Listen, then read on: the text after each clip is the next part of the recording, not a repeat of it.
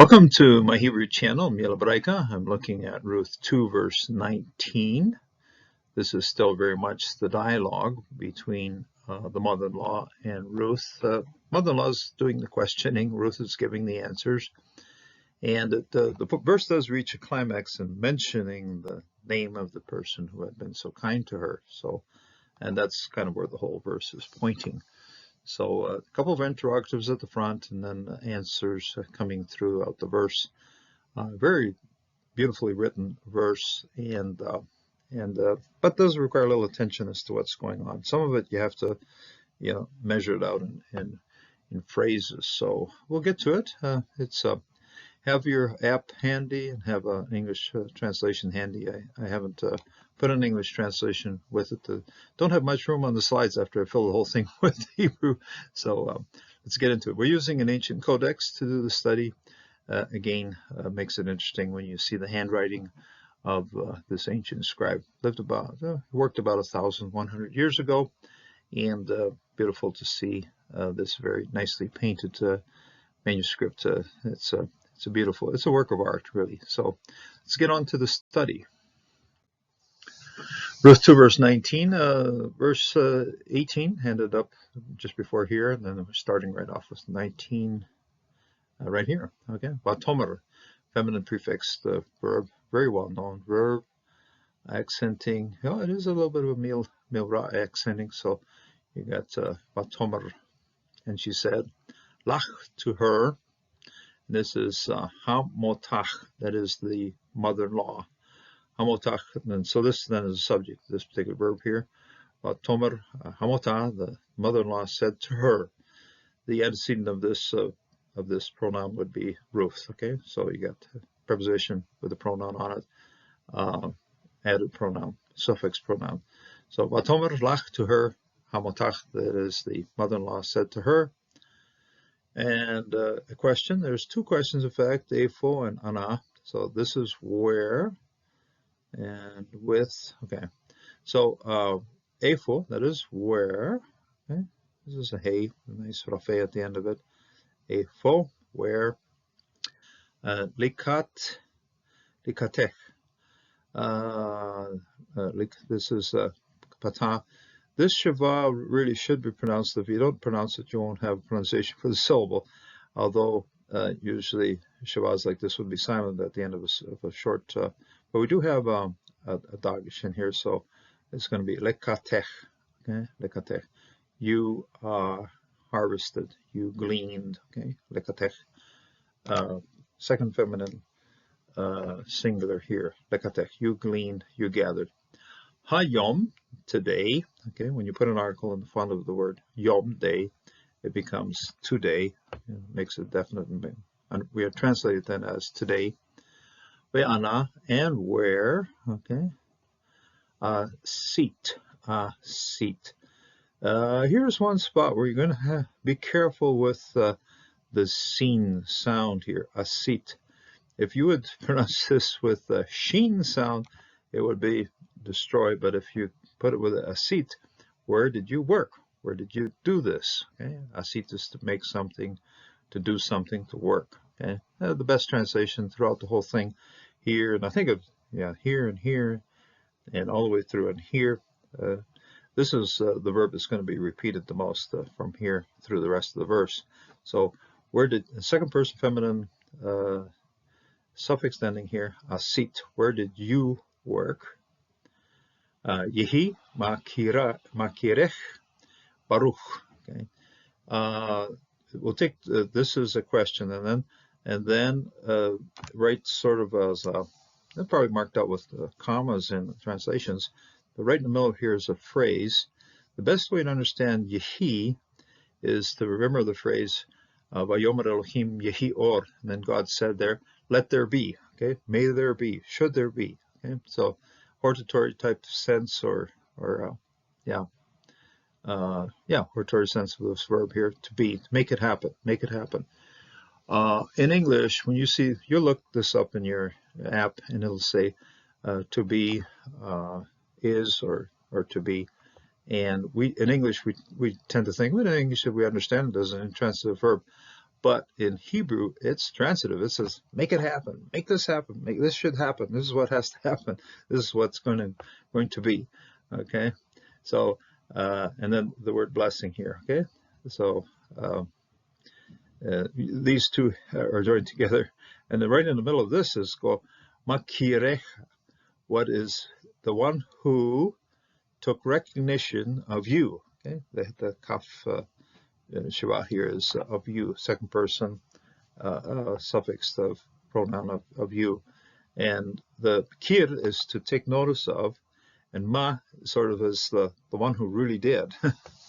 So when you have a mem like this, it's something that oh, we're going to see it again with regalim, but here it's makira, the one who took notice of you. Okay, Baruch, blessed. Okay, so Yehi makira Baruch, may he be blessed who took notice of you. We're going to put it into more or less English that sounds okay. So Yehi makaru Baruch, blessed. He should become, should be Mikra, the one who took notice of you. And Adna, again, so this is the logical division of the verse. And then we move on to the second half. And this then is the Hamotah speaking. And here we switch back to Ruth speaking, although it doesn't mention it. Well, it does mention towards her mother-in-law right here, but we understand from the context that Ruth is the one speaking now about taged.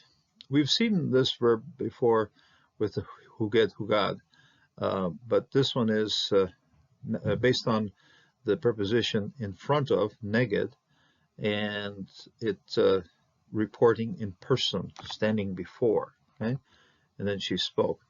Very much in parallel with Tomer here, okay? About Tomer, and then she said, and then she reported. Oh no, although this is a different person here of Hamotah, but same construction of Tau. Okay, Taged, and then she said, or reported, La Hamotach, to her mother-in-law. Okay, we've seen Hamotach right here. This one doesn't have a lamed of preposition on the front of it. This one does. Okay, so you got la hamotach, to her mother-in-law. Et, and then this is then direct object marker, and then the report of her reporting here.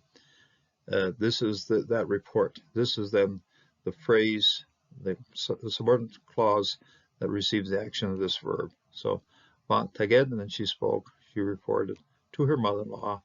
Et asher, that which, asti, okay, which he had done. Again, be careful with this scene here, and the scene here as well, which he had done, because if you push it out to a she, it'll be destroyed, and if you put it back into a scene, then it's what she had done, what she had made, or what she is working with. Again, the verb working seems to work the best here. Ashita, which she had worked. Imo, with him. Okay, with him. This is a preposition with, or preposition im, with, and with him. Suffix, the first masculine third person pronoun on the end of this preposition here. Imo, with him. Tomer, and then she said, okay, we had Tomer here, but this was the Hamotah talking, and this is Tomer here, and this has to be Ruth talking here about Tomer. And then she said, Shem, name, okay. Incidentally, when you have the question here with him, the antecedent of this particular pronoun, suffix pronoun, is not immediately evident. It has to be explained, and the explanation comes at the end here. With him, Tomer, and then she said, Shem, name, okay. Yeah, interesting that there isn't a article in front of that one, but just name. Haish, now definitely have an article in front of Ish, okay. Haish, of the man, okay, the man. Asher, who or which or who, yeah. Asiti, of which I worked, who I worked imo, with him. Okay, so it's with him, same thing here, same combination of preposition, pronoun, suffix pronoun, and the same thing here, imo. So you got ashiti, which I worked with him. Hayom, today. So I think it's the first time we see it here. When you put an article in front of yom, you make it today. Okay, definite. When you make yom definite, it means today. So yom, same thing with halayla, but here it's hayom, the day, today. And who is this man? Drum roll, bring it on. We have to say who we're talking about here. All kinds of questions, back and forth, back and forth, back and forth. And finally, the answer's right at the end. Here he is, Boaz. This is the man. That's the guy. That's the one. Been working there. He's been so nice to me. He's the one that has noticed me.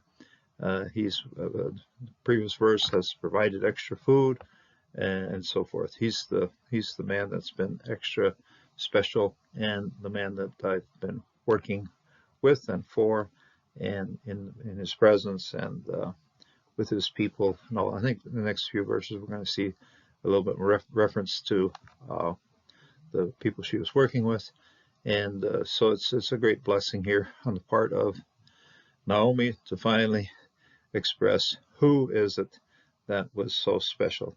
Boaz, the man in strength.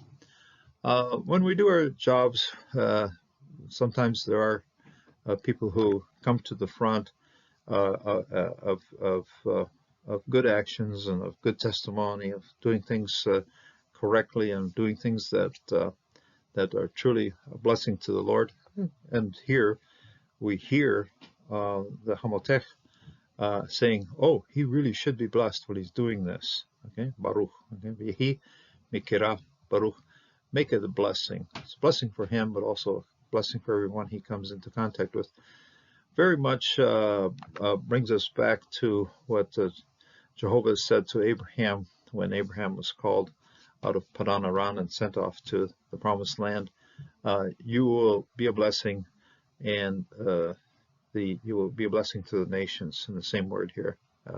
You will bless the nations. Those who bless you, I will bless. Then you will be a blessing to the nations. And this is what we see here. Baruch, he is a blessing, and lives a life of blessing. That's the way it should be for us, to care for others, to be a blessing to others, and to receive then the blessings of Jehovah for having cared for those around us. And so in this day, may God bless you, and may God strengthen you, and may God be with you as you go forward in service to him. God bless you, and may God keep you in this day. Until the next time.